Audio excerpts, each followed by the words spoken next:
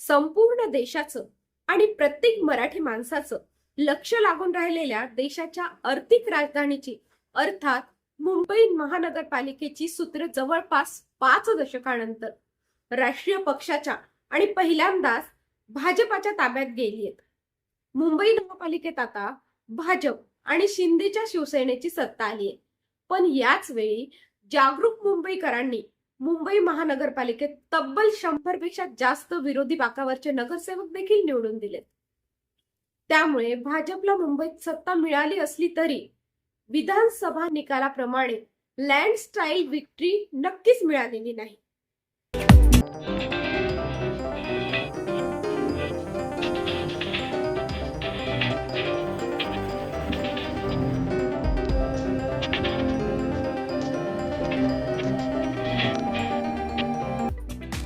नमस्कार, मी Anjali. Time to time मध्ये आपलं स्वागत।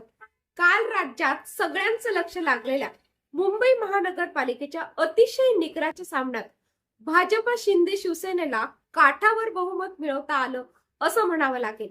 मुंबई महापालिकेत जंग पछाडल्यानंतर अखेर भाजपच्या हाती सत्ता आली। देशाच्या आर्थिक राजधानीवर आता 100% भाजपची सत्ता असणार आहे। काँग्रेसच्या तब्बल 5 दशकापूर्वीच्या सत्तेनंतर आता दिल्लीवर पुन्हा दिल्लीतल्या राष्ट्रीय पक्षाची सत्ता आली आहे। मुंबईत आता दिल्लीतून नियंत्रण आणण्याचा मार्ग नक्कीच सोपा झाला असता, पण सत्ताधाऱ्यांना हा विजय उद्धव ठाकरे आणि राज ठाकरेंनी सहज मिळू दिलेला नाहीये। अगदी शेवटच्या निकालापर्यंत विरोधकांनी मैदान सोडलं नव्हतं। मी या निमित्ताने एवढं सांगू इच्छितो, कार्यकर्त्यांना माझा संदेश हाच आहे की एवढं मोठं जनसमर्थन जेव्हा मिळतं तेव्हा जबाबदारीची जाणीव ठेवली पाहिजे। आपल्याला जबाबदारीने वागावं लागेल। जिंकल्यानंतर उन्माद नको। कोणीही उन्मादाने या ठिकाणी जिंकल्यानंतर वागणार नाही, हे कार्यकर्त्यांनी लक्षात ठेवलं पाहिजे। आणि त्यासोबत निवडून आलेल्या लोकप्रतिनिधींना आमचा संदेश आहे की तुम्हाला जनतेनं अपेक्षेने निवडून दिलाय, पारदर्शी प्रामाणिकतेतून कारभार करण्याकरता निवडून दिलेला आहे। त्यामुळे आपण सगळ्यांनी या गोष्टीची जाण ठेवली पाहिजे की आपण सगळे निवडून आलो। मोदीजींवर जो विश्वास आहे, भाजपवर जो विश्वास आहे, या विश्वासामुळे आपण निवडून आलेलो आहोत।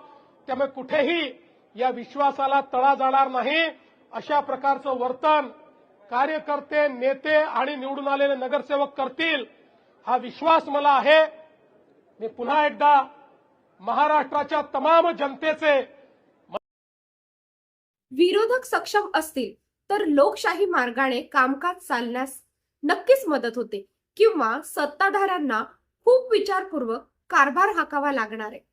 त्यात राज ठाकरेंचे 6 नगरसेवकही शिवसेनेसोबत असल्यावर सभागृहात आणि कारभार पाहताना भाजपला तारेवरची कसरत करावी लागणार असंच दिसतं।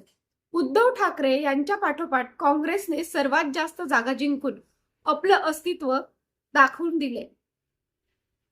संजय राऊत यांनी एक्सवर केलेल्या पोस्टमध्ये त्यांनी म्हटलं आहे की शिवसेना फोडून सत्तेच्या आणि पैशाच्या जोरावर भाजपने या जागा जिंकल्यात।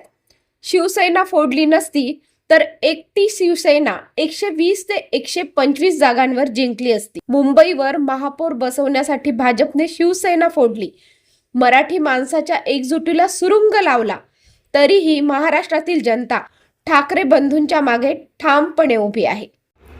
काँग्रेस बरोबर एमआयएमने मुंबईमध्ये जोरदार मुसंडी मारत आपलं अस्तित्व दाखवून दिले।